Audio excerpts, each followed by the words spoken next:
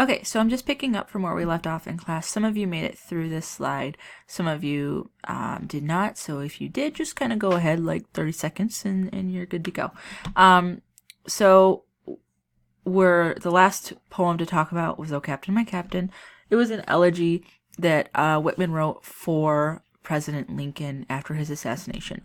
And so an elegy is a poem that's written to mourn someone who has died. He wrote it after Lincoln's assassination.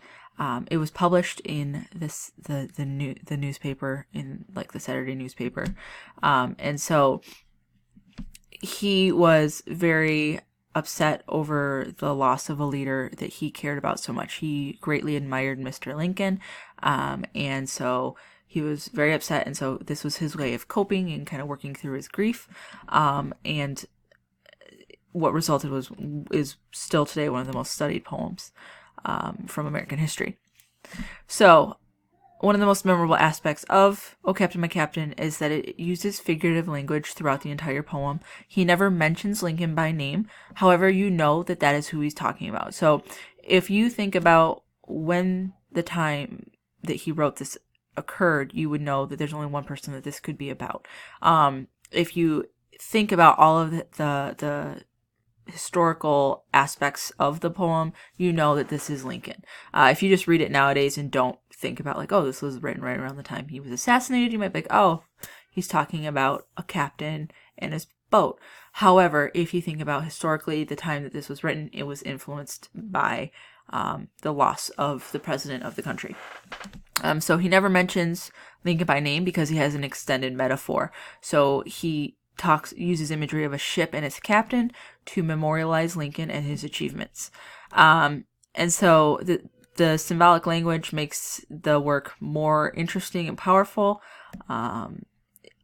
It's easily understood, and it makes it more memorable for people.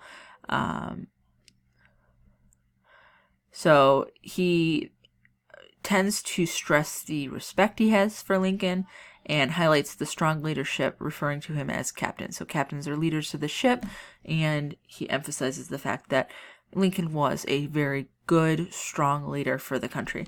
And so the stands right here. "Oh, Captain, my captain, our fearful trip is done. The ship has weathered every rack. The prize we sought is won. The port is near, the bells I hear, the people all exulting, while follow eyes the steady keel, the vessel grim and daring."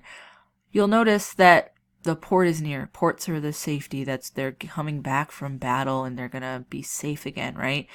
You hear bells, which are usually a congratulatory or a happy reason to have the bells going.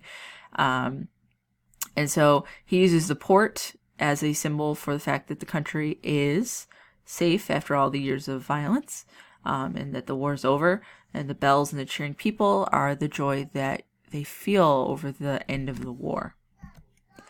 So while it's celebratory in the beginning, the next stanza, or the next few lines, the last lines of that stanza, it changes.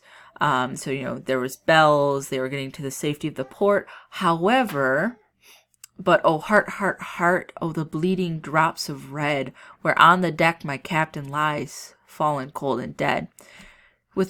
He changes the language, changes the mood from celebration to kind of a bittersweet thing. So, they're all happy and excited that the war's over, but then they're also shocked and sad because their captain is dead.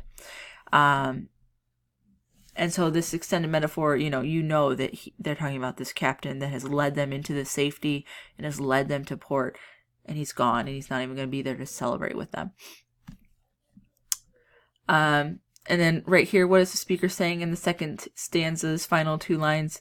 "Here, captain, dear father, the arm beneath your head. It is some dream that on the deck you've fallen cold and dead."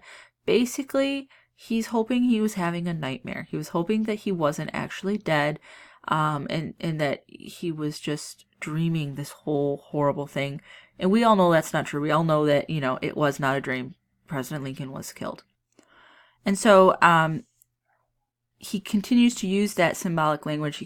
They're celebrating, and it's kind of used. That celebration is used to strengthen the fact that it's sad, right? The height of the celebration, that they finally are at their greatest triumph, and that he's gone, he's lost, right? So it's kind of emphasizing how sad it is to have lost him at this particular moment in history, because he fought for this freedom for these people and fought for the country to come back together and join, and yet he dies right as the triumph is happening.